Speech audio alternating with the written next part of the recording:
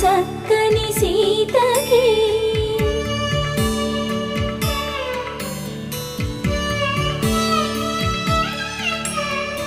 ఎర్ర జాబిలి చేయి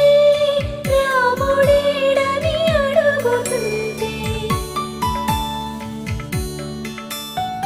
చూడలేదని పెదవి చెప్పే చెప్పలేమని కనులు చెప్పే నల్ల పూసై